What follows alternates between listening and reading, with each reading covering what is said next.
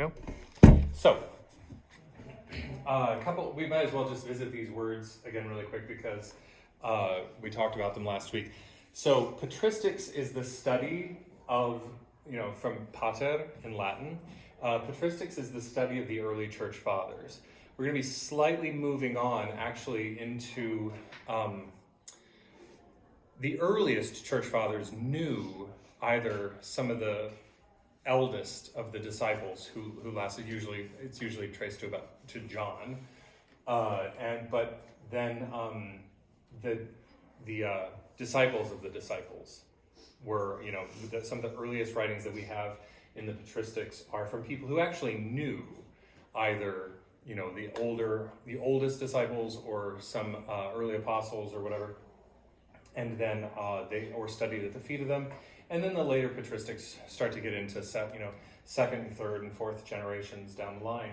But now we're moving into an era where nobody knows, and we're past the apostolic age. So we're past that now. And this is part of just not the early church, but this is just early church history. This is part of the history of the church after the apostolic age and their disciples. This is in the Bible. This is now when we're stepping outside of the Bible and the people in the Bible or the immediate writings after the Bible by people who knew people in the Bible. So this steps into the realm of church history. This steps into the realm of church history, extra biblical church history, and so there you go. There's that. And I have one for you too. Might as well. There you go. Is anybody sitting in this chair? Nope. No. It's for me. You are. So this first one is an overview. We blamed you along with I took responsibility. You, me. We said no tangents this week. No tangents. I got home last week. So I understand you were part of that, And it's yeah. 2:00 and it's like, where is this day going? So the first one on I'm the here. only one who does the talking. No, I said it was me too. And it was, And yeah. me. Oh, and they're still talking. Yeah. Thank you. So the first page on here is a very, very, very broad overview of just a few points, and it's worth a couple. It's worth revisiting these just as kind of an initial overview, because some of these things we kind of ignore. We have Reformation Sunday, right? So we're vaguely aware of Martin Luther and. Raise your hand if you know who Huldrych Zwingli is. Heard of them. Right?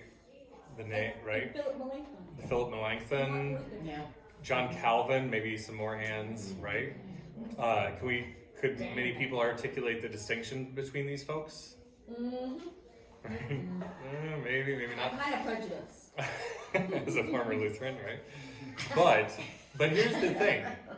We don't really talk much about the split with the Eastern Orthodox Church.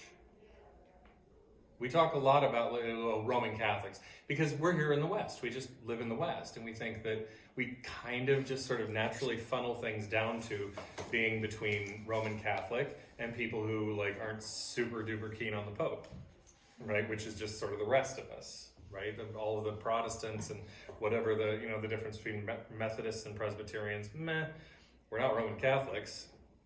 But what about Eastern Orthodox? There's a whole world of Christians out there that we don't really talk much about, and actually go back to a close, they are at least, there's one of that's part of the reason they're called Orthodox. So anyway, patristics is pre-schism, right? Before any breaks.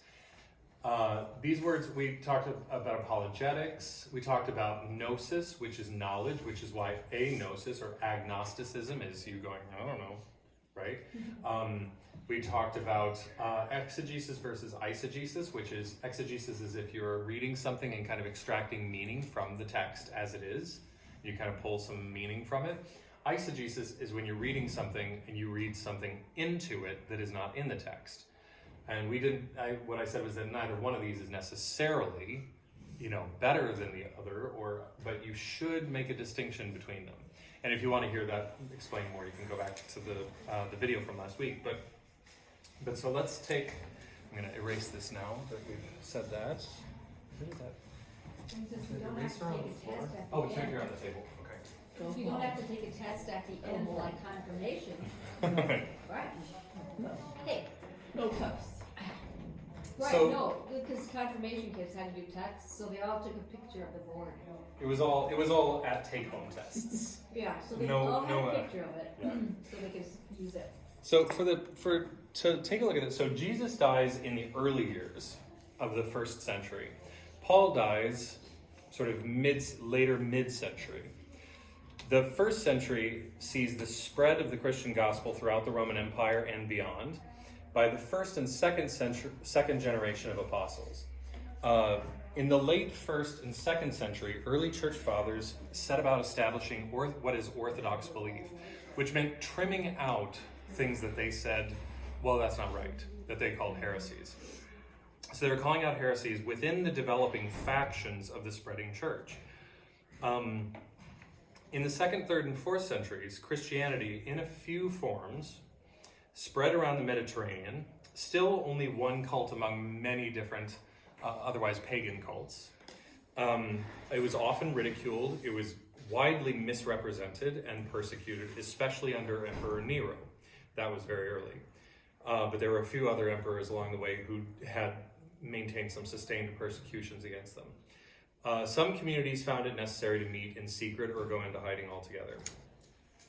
In 325 CE, the Roman Emperor Constantine, who has adopted Christianity, some historians think he may have adopted it more fully. Some people think he never himself was terribly Christian, but like his mother was Christian.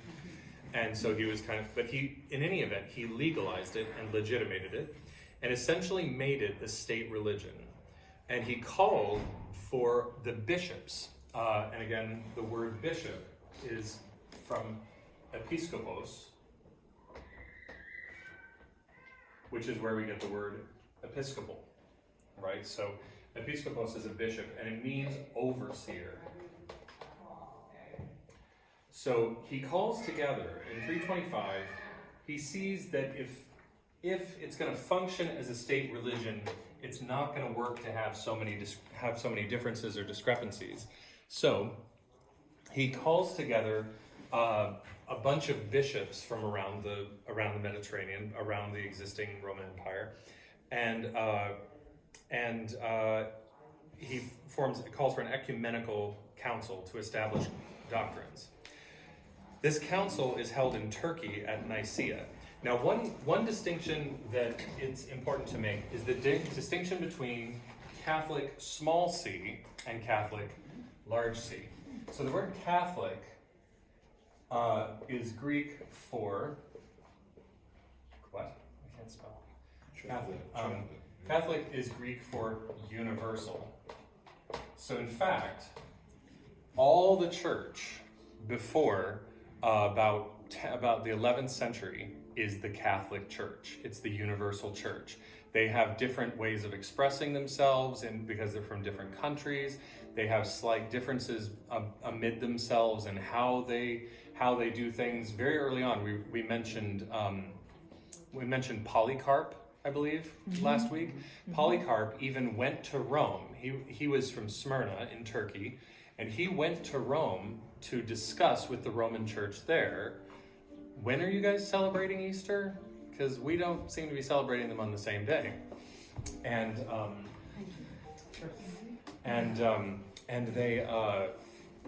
they said, and he came away saying, he came away from it saying that, oh, you know what? Can I give her yours? Is that okay? For you guys to share? There you go. And he came away from it saying, well, you guys can continue to celebrate Easter when you do. That's fine. Go right ahead. You're celebrating it, so there we are. And we'll celebrate it when we do, and you guys will celebrate it when you do. And to this day, the Western churches and the Eastern churches celebrate Easter at a different time. It's about a week Because they ago. It's are- about a week apart. And they Yeah. count differently. Right, the calendar is slightly different. Right. Because they, yeah. So yeah. Well, they crossed themselves with 3 fingers, not 2. That was a really big thing. Oh, was it? I don't And a remember. different direction too. Oh, do So they? like this. Well, There's so so much. they're All this backwards. stuff. Yeah. So important. This stuff is like Like so much. this? Oh, there's an old joke. 3 instead of 2. Yeah, right. Do you The know- silver tooth says- Have you ever heard that old joke? Do you know why it's? Tangents. Have you ever heard that old joke? Do you know why it's good that Jesus was crucified instead of stoned? No. Because otherwise Roman Catholics would have to go.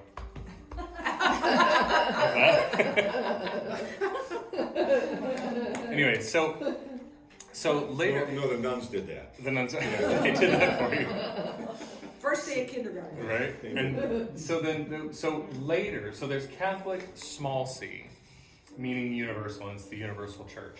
When you get to the schism in the 11th century between the between the churches in the East and Rome, Rome was getting a little bit big for its britches, and it was kind of saying, all the rest of the bishops were going, I don't know why you think you're in charge of us, but you're not. And he was like, well, I kind of am though.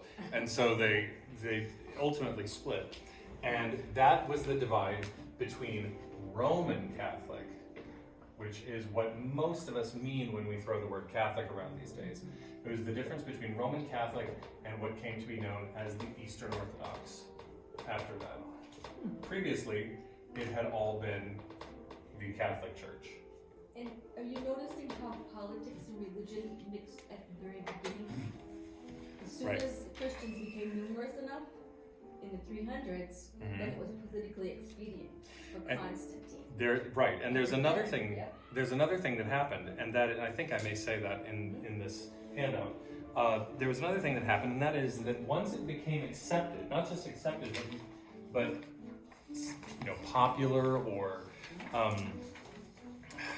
popular or it just became kind of the in thing in the Roman Empire. Then what happened after that is that the structures of the empire started to be kind of absorbed into Christian hierarchy, Christian structure. So women, where they had been kind of elevated by Christianity in the early church, started to gradually slip back to being second-class citizens, things like that. So it was in the same way that the nascent Christian church didn't really have a lot of immediate structure. So a lot of the things that we see in terms of worship are reminiscent of what we might see in synagogue worship. There's altars and things like that, and part of the liturgy, etc.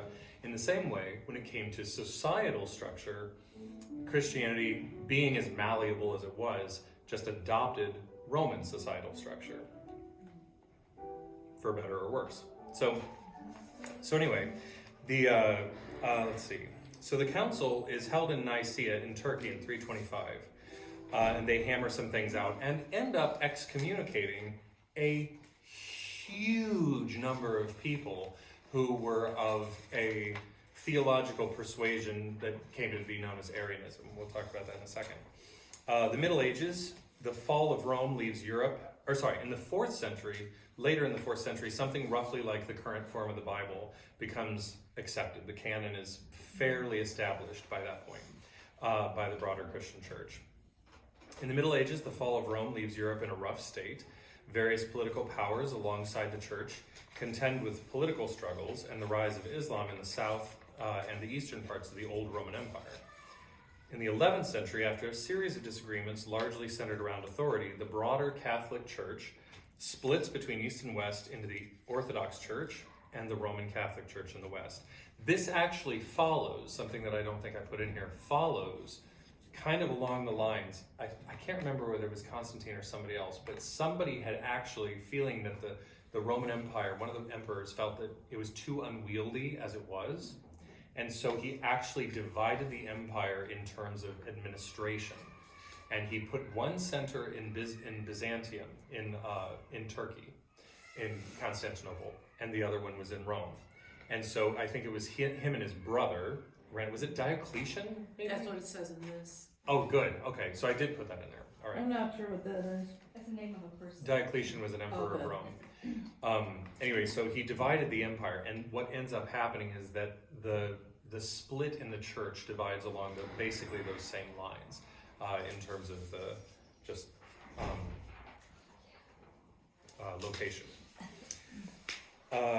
In the 1450s, Gutenberg has the first printed Bible. The Gutenberg press means that these texts are now going to be widely available for people to read. In the 16th century, we hit the Reformation, and where a bunch of Catholics take exception to their own, or Roman Catholics take exception to things happening within their own Roman Catholic Church and want to reform it, so they protest, and those protesters ultimately create the Protestant Reformation that doesn't really reform the Roman Catholic Church, but ultimately splits off and forms the Protestant churches. And also inspires the English King Henry VIII to go, sweet, we can just do this. I'm getting a divorce, and he's like, I'll have to show you a video of Eddie Izzard, his whole thing about it. He's a British comedian. He has a great thing about it when we get to it. And since then, Christianity, particularly in Protestantism, that initial split has started many, many more splinter groups, and now we have, as he also says, the Presbyterians, Methodists, Quakers, Bakers, and candlestick makers. So anyway, so let's look at, this says week 18. I just went up and we're not at week 18, but I just printed up the one from the confirmation class. So there were, like I said, there were different ways of looking at things. And Paul in Romans says, some judge one day to be better than another, while others judge all days to be alike. Let all be fully convinced in their own minds. Those who observe the day, observe it in honor of the Lord. Also those who eat in honor of the Lord, since they give thanks to God. While those who abstain in honor of the Lord and give thanks to God. I know and am persuaded in the Lord Jesus that nothing is unclean in itself, but it is unclean for anyone who thinks it unclean. So Paul's saying, as long as it's to the greater glory of God, if you feel persuaded to do this or that way, probably fine, right? That's like amazing, and that's like It's kind of amazing. Yeah. medical. It is pretty, yeah. Yeah. It reminded me of this comedian, Mitch Hedberg, who said, I just bought a 2-bedroom house, but I think I get to decide how many bedrooms are in it, don't you? Forget you, real estate lady, this bedroom has an oven in it. Which, Yeah. Use it the way, yeah. to each their own. Okay, so the Holy Community meets the Roman Empire and the Roman culture. During the years of persecution, the early Christians used a symbol of a fish called an ichthus, which you guys will have seen. These people have it on their cars to this day. Yeah. And Right. on their key ring. On their key rings. Wow. Right. So, which is also an acrostic for Jesus Christ, Son of God. Jesus Christos Theou Ios Soter. So it's the word. One of the when they were in hiding, there was. Here it is in Greek if you want to write it. You can pass it around. I don't want to write it in Greek up there. But the What's it say on it? Jesus? yeah. So there was some talk that they used to draw the symbol to indicate like their brotherhood. They were like, you too, me too, yeah, and that the symbol served in some cases. I think that may have been overplayed. I can't remember, but I feel like I heard somewhere that was a slightly overplayed story. But that was also a thing that was told a lot back when the picture of their persecution was much more like a picture of just protracted persecution for centuries on end, which is not really the case. So persecuted for the first 200 years, especially in 2 particularly violent waves under Nero first and Diocletian second, their growing numbers and eventual acceptance into the Roman world developed into their adopting of a Roman societal structure to order their community. So some of this I've already sort of said. This meant women, active and prominent early church as leaders, were relegated to second-class citizens or worse, as they were in Roman society. So early Christians, likely owing to misunderstandings of the Eucharist, were accused of cannibalism. So eating my What flesh, did you say they were accused of? cannibalism. Oh, I thought so, Because- but I Eating know their that. flesh This is and my drinking, body. this is my body, this is my... So they were accused of cannibalism by people who didn't know any better, and they were also accused of incest. Because we're with our because we're with our brothers and sisters, some of them whom are married to each other, right? So these were early. Yeah. Yeah. Though letters were commonly passed around, meant to be read aloud as a shared message from an absent member, gradually this literature began to be collected, and what had been a movement that initially pulled away from being tethered to Scripture began once again to connect itself to a growing body of established literature, finally known as the canon. The Emperor Diocletian decided to organize the Roman Empire into two portions, East and West. This political separation laid the groundwork that would finally result in the doctrinal matter at the heart of the Orthodox and Roman Catholic schism. 800 years later, something like that. I can't remember exactly when, but I mean it'd be before the Council of Nicaea, so probably 800 years-ish. After having a vision where he saw, I believe, a cross, either Jesus on the cross or he saw something, he had a vision or a dream. The future Emperor Constantine marches his troops to victory under the Christian banner, under a cross, and when he gains power, officially makes Christianity legal in the empire, and he establishes his capital in Constantinople, which is Istanbul today. Champion of Christianity and eager to unify the kingdom, monarchy, and church, Constantine invites the bishops from around the Mediterranean to a council at Nicaea, which I have misspelled there, sorry. There's an extra A in there that doesn't need to be there, but is. In 325 CE, to help settle doctrinal disputes. Though some aspects of Christian belief were fairly consistent at the time, the apparent need for such a meeting was evident from the sufficient number of beliefs that varied from church to church and region to region. The largest controversy at the time of the council came to be known as the Arian heresy, after Arius, who himself was a bishop. We talked a little bit about the Arian heresy last week, but Nicaea boiled down to Arius on one hand, and So he was a bishop? yeah, he was a bishop. Wow. And huge numbers of people were Arian Christians, all across, just all over the place. There were tons of them. And they were perfectly devout, but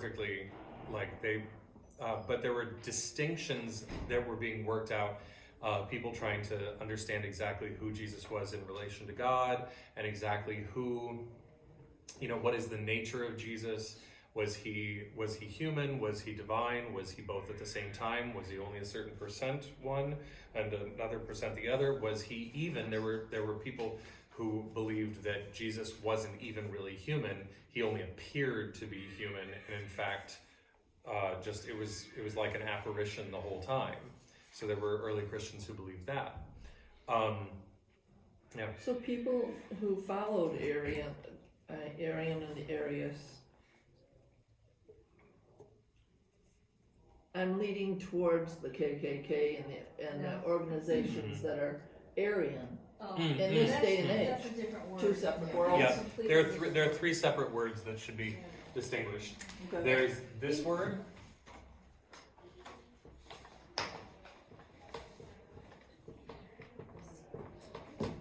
There's this word. And explain when you go into that, why then do we say in the creeds, although we don't normally do creeds in UCC, sometimes we'll do them, but one of them, only begotten Son, for God the Father always was. Gosh, it's been too long since I've had to say them every week. I wonder if they're in this hymnal, I doubt it. So there are three different words, Arian. One is Arian, named after Arius. Okay. The other one is Aryan, which is Sanskrit. It's actually an old Indo-European word that means noble, and it was a group of people that called themselves the noble people, and they came from the west, the steppe, just sort of north of all the stands, Kazakhstan and things like that. They came from this area that actually, I don't know how much you guys know about linguistics, but the Indo-European language group is connected. It connects Ireland to India. It goes all the way across. And there are different families within it. So there's like a Germanic family, a Latin family, the Aryan family. So there are different language groups within it. But the Aryan people moved southward into India, and their language was Sanskrit, and they were from them we get certain really like Hinduism, right? If you look back far enough, Zoroastrianism in Persia and Hinduism, they meet in Central Asia, especially northern Central Asia, and again in that sort of western steppe. They meet there in a very early proto-religion that has a lot in common linguistically and structurally. So the Aryans are just a very, very old group of people who still have there's a lot of that heritage through Central Asia, particularly down into India these days. Now, this word is the same word, but because Hitler was huge into esotericism, he was really big into esoteric philosophies, things like that. As anybody might be. I mean, he was an artist too, but Bob Ross wasn't a Nazi. So he was big into esotericism, and so he was familiar with this idea of this noble race of Aryans, none of whom were like blonde, blue-eyed, whatever. Probably very few of them. I mean, you do actually get people in Central Asia who are like blonde with otherwise completely East Asian features. It's if you ever want to just be like, what? Google Central Asia and just flip through pictures. It's such a weird, interesting. Somebody once said that if Mesopotamia was the cradle of civilization, Central Asia is the nursery. It's really, really, really interesting area and place. But anyway, he was fascinated by the idea of this ancient and noble race. And so he adopted this term for his vision. So he unfortunately sort of tainted and corrupted this historical thing. But Aryan with an I is named after Arius, so it's a different thing. I have the Nicene Creed pulled up. It's actually, I gave it to everybody. Oh, good. Yeah. Because that tells that you can talk about the language that's in there that was the big controversy. Yeah. Yeah. So anyway, the over here in the side here, this before we leave the Council of Nicaea, Athanasius, that's his name. Arius, and it basically boiled down to Arius and Athanasius. Athanasius was a North African bishop. Mm-hmm. Was even a bishop, actually. I think he was there sponsored by his bishop. Yeah, and there is also an Athanasian Creed. There's an Athanasian Creed that comes out of that. Yeah. Once a year or so, or a couple of times, Lutherans, Catholics, the Bishops, they have to say the whole thing. Athanasius was just this firebrand, and he was really, really determined. He was just like, this is how it is, and so he and Arius, he really came after Arius at the Council of Nicaea, and ultimately they decided against Arius. And famously, although this is totally an apocryphal story, St. Nicholas by all accounts, St. Nicholas was at the Council of Nicaea, because he was a bishop from Turkey as well, or from around there. And he was there, and there's a story that probably didn't happen, but there's an old story that at one point he got so... that at one point he got so worked up and angry that he walked over to Arius and slapped him in the face. Ooh. Yeah. So... How did he get to the North Pole? I know, right? But so anyway... but so Arius lost out in that, and a lot of people risked, huge, just untold numbers of people risked excommunication if they didn't fall in line with a more Athanasian view. While we're on that subject, we're going to do a little creedal comparison. I got because the Athanasian up here. oh, you have the Athanasian. I won't read it all, there's just some interesting lines. Yeah, it's very, yeah. But so the, what's interesting is that the further away we go in time from Jesus and from the disciples and from the earliest writings, the more, interestingly, almost the more involved and specific we get about metaphysical truths that I personally find myself just going, how do we know that? So in the same way that for Paul, Jesus, everything for him centers around the crucifixion, right? Paul, he doesn't seem to know anything about a virgin birth. He doesn't talk about Jesus' life even very much, but he does talk about his death, and he talks about it as though what was achieved by his death was, like, that's where big things happened with Jesus and God, and like was at his crucifixion. The next thing in line, chronologically, is Mark. Mark doesn't have a birth narrative. Mark starts at his baptism by John. So he's getting baptized, and it says, "This day have I begotten you." Not at his birth, but it says, "This day have I begotten you" at Jesus' baptism. For Matthew and Luke, they do have birth narratives. Jesus, this miraculous birth, everything. So as we get further in time, things are moving backwards. By the time we get to the Gospel of John, Jesus is there in the very beginning of everything. In the beginning was the Word, and the Word was with God, and the Word was God, and all, it became a man, and whatever else. The Logos that Jesus is meant to be, Logos is there from the beginning of everything, from the beginning of creation. Now, the further in time we get, we're finding Jesus deified more and more and more in ways that are ever more specific. The further we get from the man, the more we get to the God, and the more certain we are about things that, like, nobody was there to know, right? So you can track this with the creeds, because the scholars have noticed in Romans that Paul states something that's very formulaic. They consider it to possibly be one of the first Christian creeds. And what he says here is in Romans 1, Paul, a servant of Jesus Christ, called to be an apostle, set apart for the gospel of God, which he promised beforehand through his prophets in the Holy Scriptures, the gospel concerning his son, who was descended from David according to the flesh. So there's for those people who didn't believe that Jesus was real flesh, right? And was declared to be the Son of God with power by resurrection, right?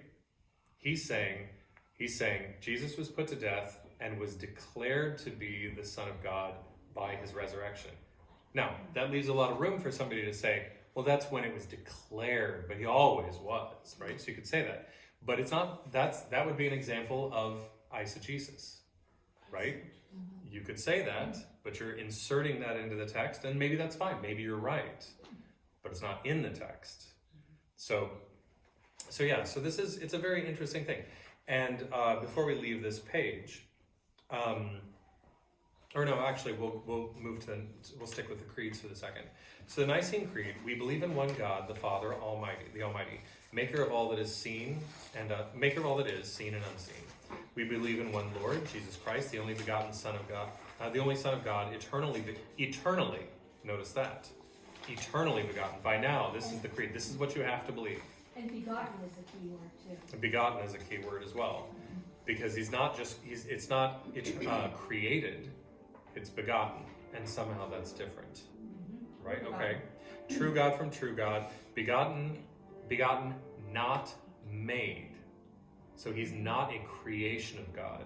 He is begotten, but he's not created. Just like Again, us. right? Like Begotten. it's begotten, but it's a very interesting thing. Like, is that a distinction with no difference, or is there a difference? And these are the things that people were working out in ever greater detail. Again, further and further and further removed from the events. What is Consubstantial means of the same substance, right? So, in fact, they're saying that Jesus was the same substance as the Father. Whatever God is, Jesus is also. He's not made by God. He is not of a different substance that God, just like clay, right? But in fact, he's of the same substance as the Father. and of one being with the Father. So they were really trying to hammer this home. Through through Jesus. Not just God made everything, but God made everything through him. So there's another identification there of Jesus with the Logos. The Logos is the idea, concept, and instrument of all creation, right? For us and for our salvation, he came down from heaven, and by the Holy Spirit was incarnate. He became incarnate from the Virgin Mary and was made man. For our sake, he was crucified under Pontius Pilate. He suffered death and was buried. On the third day, he rose again in accordance with the Scriptures. He ascended into heaven and is seated at the right hand of the Father. He will come again in glory to judge the living and the dead, and his kingdom will have no end. We believe, and this is where it's interesting. Again, like a distinction. Is there a difference? So he said, he will come again we believe in the Holy Spirit, the Lord, the giver of life, who proceeds from the Father and the Son. While the Father and the Son, with the Father and the Son, he is worshipped and glorified. He's spoken through the prophets. We believe in one holy, Catholic, and apostolic church. This is a pre-schism creed. There is one holy, Catholic, and apostolic church. This is the universal church. This is not the Roman Catholic Church. And when the Lutherans were changing up into being modern language in their creed, Catholic, the word was really controversial. I'm sure. Almost caused more schism. We aren't saying that word. Yeah. Well, it's the same thing with the Anglican Church. The Anglican Church. No, we They didn't. didn't say it I here. didn't learn it with They didn't Catholic. say it here. They never Well, said no, it. we Yeah. Universal Christian Church. Never. But Never in said the that. Lutheran Church, we say the word Catholic, but it wasn't always in there. It was kind of reluctantly, and the I think Anglican there was Church. an asterisk Yeah, it could be. by Catholic, and then you said so. It means- Oh well, we say Yeah. the asterisk. But it's interesting because the Anglican Church still says, and some Protestant churches still do say that when they say the creed, they say it, because it's a little bit like saying, Yeah. look, I know you won't have anything to do with me, but we're still family. Like you were saying, right? Yeah, yeah. You were saying it's that same idea. Is like many Protestant churches and many churches will still say one holy Catholic and apostolic church, recognizing that there is a continuity, something that links them in being Christian in the first place, which is why C.S. Lewis wrote his famous book Mere Christianity, because there's something linking us all, and what is that thing? And so many churches today, however reluctantly, will still say, I may not agree with the Pope or take him as authoritative, but we're all part of a greater small c Catholic communion, even if we have excommunicated each other in other ways. So we acknowledge one baptism for the forgiveness of sins. We look for the resurrection of the dead and the life of the world to come. Now, we believe in the Holy Spirit, the Lord, the giver of life, who proceeds from the Father and the Son. This was something, we're not going to dive into it, but something called the filioque clause, meaning also the Son. The filioque clause, it was who along with the Father and the Son, it may have said initially, but they switched it. Somewhere along the way, the Nicene Creed got adjusted to read, who proceeds from the Father, and with the Father and the Son, or whatever it said, to who proceeds from the Father and the Son. And so it didn't say that the Holy Spirit proceeded from Jesus, that it came from him, but rather it emanated from the Father, as Jesus, in whatever way he did, emanated from the Father. Excuse me, what's the word after Philly? Clause, like a clause in a contract. Okay. Yeah. So the filioque clause was this idea, and I heard somebody beautifully explain it. I just full disclosure here. I don't care about any of this crap. I just think it's navel The more you gazing. think about it, I think my personal take on so much from Nicaea onward is that at its best, it is deep, existential, theological, poetic speculation. But when it's like, no, this is how it is, I think it's the most navel-gazing yeah. crap. I just can't handle It's it. like anti That's- what Paul said in your spoken Right, it's word. very anti that.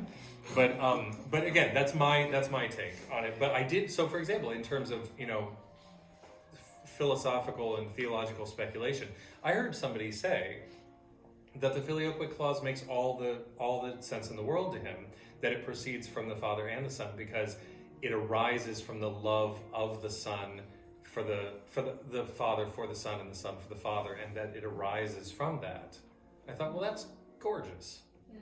It's I don't know like, if it's true, but it's beautiful. two And I thought, all right. individuals that are married or very close, individually they have their personalities, but together they might have a unified personality, Yeah, I think I could see how a person could sit and reflect on that for a long time and get a lot of spiritual nourishment from it. So, good for him. I've been very good keeping my mouth shut. Not me. Today, you But mean? is that today, but is that kind of like, owners begin to look like their dogs? Because, I'm sorry.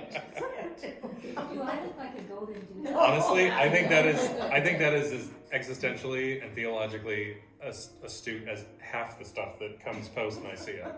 It's a lot like how dog owners and dogs start to look a lot alike. It totally is. That's how we should understand the Trinity. Proceeds from Vienna. But anyway, so this filioque clause was, in fact, as much like I said, is this a distinction with a difference or without a difference? It seems like such a small thing. People went whoa, whoa, whoa, and this was ultimately, people go, well, the filioque clause was really the cause of the schism. That's not true. That's anybody who knows anything about it knows that this was brewing for a long time, and the filioque clause was the straw that broke the camel's back. And the Eastern churches were like, you're just making stuff up now. Like, this is not, fine, we're done. And so they ultimately parted ways.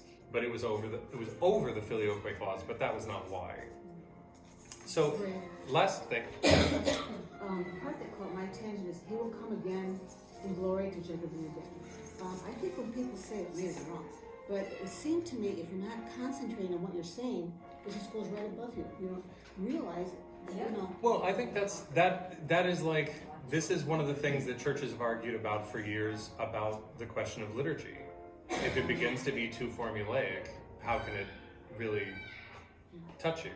And it needs to be revivified people think it needs to be revivified every so often. But then when people talk this about translations, they say, well, sometimes though when you do that, you get too far afield and people start to insert their own stuff and it starts to get watered down. It starts to just be, you're inserting a bunch of garbage that doesn't really belong there.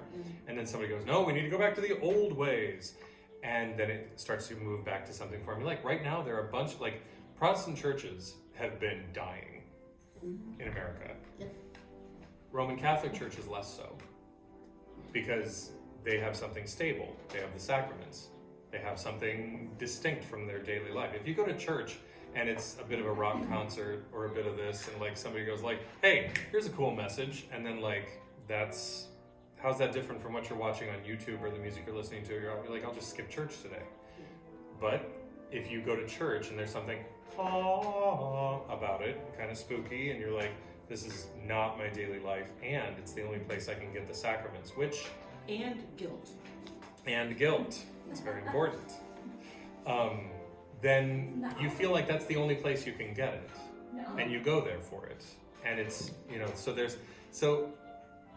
it's what really is going on there is just this kind of ongoing back and forth, the dialogue between the conservative and the liberal, the liberalizing factions that want to take into account concerns over things like things getting stodgy and meaningless, and the conservative who wants to protect things from getting too flexible to the point of if everything is acceptable, then if nothing is acceptable, everything's acceptable. If everything's, you know what I mean? Yeah. If it gets too effusive or too diffuse, people go, well, is there any distinction?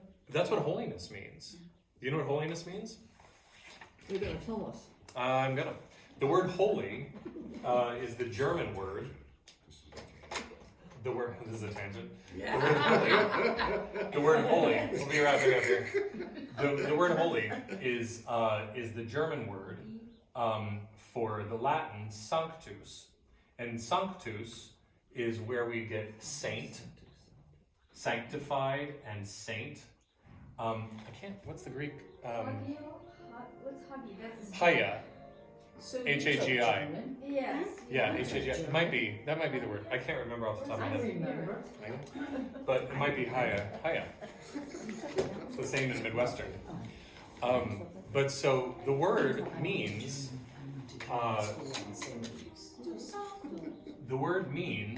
other, which is why the angels sing, Holy Sanctus, Sanctus, Sanctus. It's other is God the Lord. God is unlike anything in creation. You can't look over there and find, oh, there's a God. Oh, this is one of the reasons you can't make a depiction of God out of wood or stone or anything else. It's not transcendent enough. God is other. He's completely other. And this is one of the reasons that it's so other and or set apart. This is why Paul can write his letters to the communities that we see in the New Testament and say to the saints at Ephesus or to the saints at Colossae, because and then he will proceed with like a litany of, could you stop all this, BS? And it's how can he call them saints when we picture a saint as somebody who's blameless, guiltless, right? How can he write to these people and call them saints and then list their foibles? Because what he's saying is, as a church, as an assembly, as a group of people, you are living in a fashion that is other. You are set apart. You are living the way that Jesus taught, and not living the way of the world. You're living God's way. You're trying to be righteous. So yeah, holiness then, if you adopt Rome too much, as it were, how are you holy? So again, the liberalizing faction versus the conservative faction having this kind of ongoing dialogue of what is too much and what is too little, to retain some idea of holiness that is also consistently meaningful and consistently accessible, right? If it's inaccessible, it's not liberal enough. If there's nothing about it that is distinguishing, it's not holy enough. Yeah. You see what I mean? And so that's so the last thing before we go is one of the things that is talked about and hinges particularly around the Arian heresy is this idea of along with the nature of Jesus, people started asking, well, if Jesus was this or if he was that, what is the significance of that for how atonement was achieved or how redemption was achieved? What happened on the cross? What happened with the resurrection? What happened? People were trying to work these things out, and they took some things that Paul said, particularly. We talked about how dying for the sins of people in a way that was achieved by his crucifixion is far more a Pauline idea. It's not absent from the Gospels. It's not absent from the words of Jesus, but it's way more prevalent in Paul than it is in the Gospels. And a lot of times it's called Christus. He has the Christ the victor. Christus victor, and that's slightly different because one thing that we're very, if you ask a lot of people, they would say something to the effect of well, what's Jesus? What's that all about? And you say, well, Jesus died for my sins on the cross, and he died in my place. Mm-hmm. And so there are different ways, again, a distinction without a difference or with small differences. Each one of these things over here to the right, the following phrases can mean slightly different things, but they all refer to Jesus' death on the cross and the question of what was accomplished by it. And in many cases, the question was adjacent to this topic of well, who was he? Was he God? Was he half God, half man? Was he demigod? Was he all God, not man? Was he all man? If he was all man, how does this do this? There are lots of questions tied up in who he was and thereby what and how it was accomplished. And so there's vicarious atonement. You were atoned, this atonement happened, but not through you, through him. Ransom theory. You were owed to the devil. So again, this is a little different. You and yours, like the devil had your souls in a contract. He's like, they're mine, they're clearly all bad, and he ransoms you. Jesus pays that off. Satisfaction theory. Some terms were somehow satisfied by his death, and thereby all the rest of us are sprung. Penal substitution. In this case, it's not owed to the devil, it's owed to God. God desires us punished, needs, because he's just. He needs us punished. The punishment is death, and and Jesus just steps in front of the train instead of us, and whatever. Scapegoat theory. Just more thing. Some of this idea is centered around Paul's understanding of things. Christus Victor is slightly different, though. Christus Victor is usually set out as slightly different from these, in that what really was done is that Jesus destroyed death. And that's interesting because clearly we're still dying, but so what does that mean to destroy death? Does that mean annihilation? Does it mean mortal death, or does it mean spiritual death, annihilation? It's whatever. Substitutionary atonement, not that different from vicarious and or penal substitution. Sacrifice for sins. Okay, whose sins and what's sacrificed? How, to what extent does that do something? Are you washed in the blood of the Lamb? What does it mean that experience affects you and your spirituality? Are you then? You get washed in the blood of the Lamb. Blood poured out for the remission of sins. Okay, death for the sins of the many. There's a lot of that in the Maccabees, and most people don't think about how Jesus might have understood that, because he said it, and it's also stuff like that is in the Maccabees, but we don't look at the Maccabean martyrs and say they died for our sins. So what is meant? The Paschal mystery, for people who just want to say Easter. Spooky, eh? So, and there are lots of other terms. And I think I alluded to in the last couple weeks, last couple times, that there's also some distinction between the East and the West in who in the West we tend to put more emphasis on the crucifixion as where we find atonement, and in the East they tend to put more emphasis on the resurrection as being highly symbolic of atonement. And interestingly, I think a lot of these things kind of gloss over and ignore a great many things Jesus said. I think that many of these things often fail to be reconciled with Jesus' ministry itself. And we lean a little heavily on Paul for that. And so there was one last thing I was going to say about that.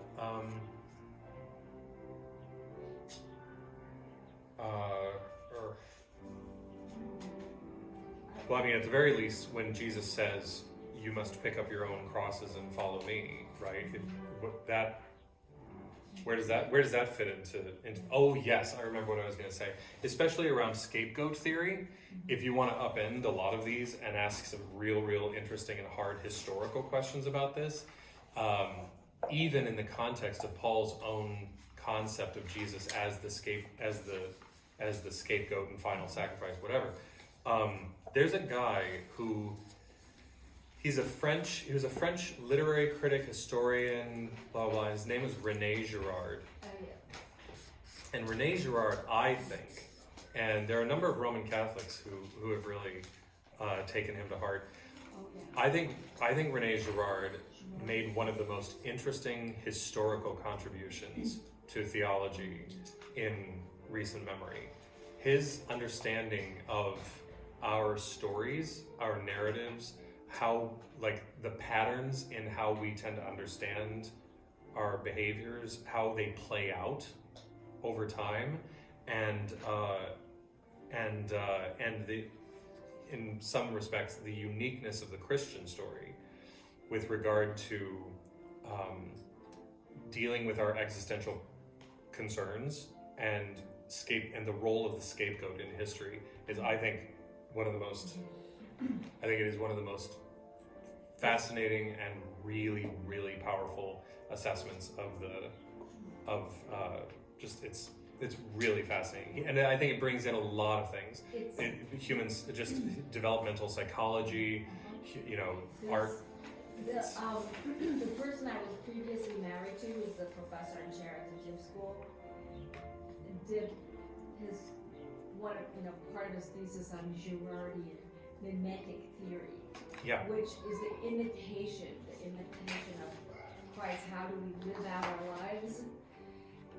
And there's like tons of students who really gravitate to that, and I think it's worth looking up in Wikipedia, like Rene, R-E-N-E, Girard, I'll write it down.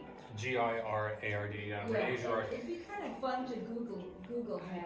Rene, the mimetic theory is a little bit different than that. Yeah. It's actually, anybody who's had kids knows as soon as you read it, you'll be like, well, that's as true as anything ever was. Like, it's 100% true. And what he says is that there are certain patterns, inescapable patterns that humans fall into. And one of the beautiful things about Girard's picture is that it ties everything from Genesis, like from the garden right into Cain and Abel, and everything through.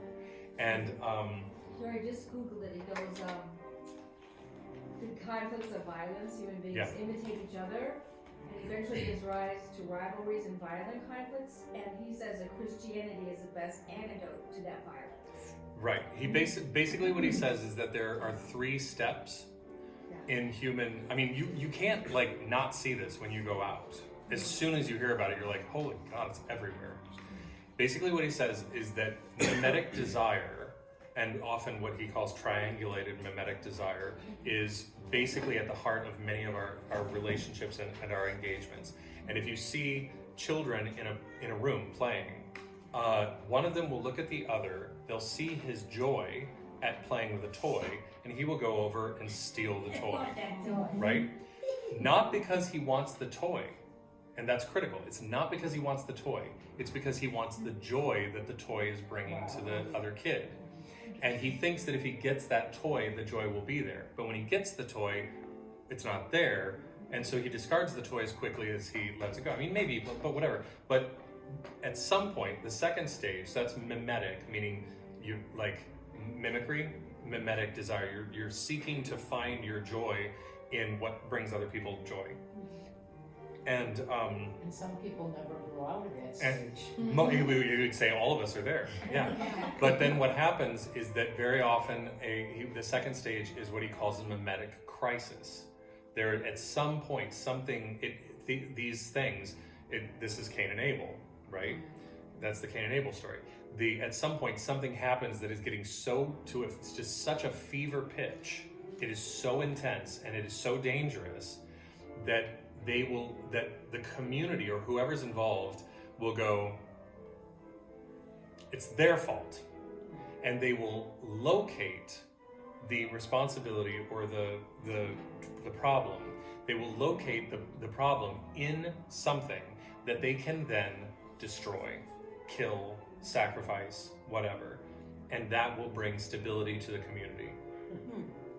One of the things that he says was unique about Judaism, or one of the things that happened within a lot of religions, one of the steps forward was that they were able to use animal sacrifices instead of people and just perpetual violence. So they would locate them in animals and then they would sacrifice, and then it would bring some temporary stability until the next mimetic crisis, right? And so these are cycles of what he called the scapegoat mechanism. And so those are the 3. There's mimetic desire, usually triangulated through some third party or third thing. Hey, you. There's one of my little triangulated mimetic crises right here. Yes. Okay, I'll be there in a moment. And then the mimetic crisis, and then the scapegoat mechanism used to calm it down for a while. And this is what happened in Soviet Russia, right? Soviet Russia, they found they were all having this kind of crisis of goods and availability of things. They were trying this new thing on and it just wasn't working. It was failing miserably and people were starving. And they found lower middle and middle class people who had been about the only people producing anything of like that would sustain the communities.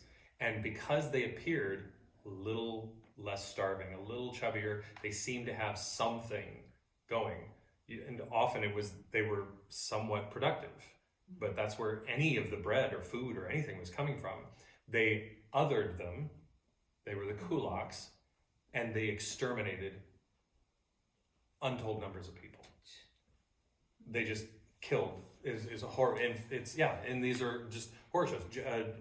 Nazi Germany, it's the Jews. They're doing this to us. They find some way of and the scapegoat mechanism starts to cycle through, right? And Jesus, he said, was unique in history by being so obviously and profoundly innocent of everything that it cracked the system. And so, and anybody who could look on that and see it would be sort of potentially shocked out of the cycle. So, I mean, I'm horribly paraphrasing all of this. Right. These things are all sort of tied into each other. But yeah. I have one question, and I think I've done very good. I think.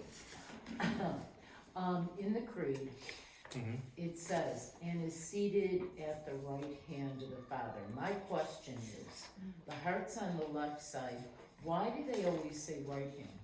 Right hand is the better one. Because most people were right-handed? I They probably did not know the location It's of a the heart. metaphor. Oh, I'm sure they did. The way I I'm look sure at they it, Oh, yeah. So why would they say right? the way I look at it is at the cross, Jesus had the two sinners. The right hand guy was he the good guy?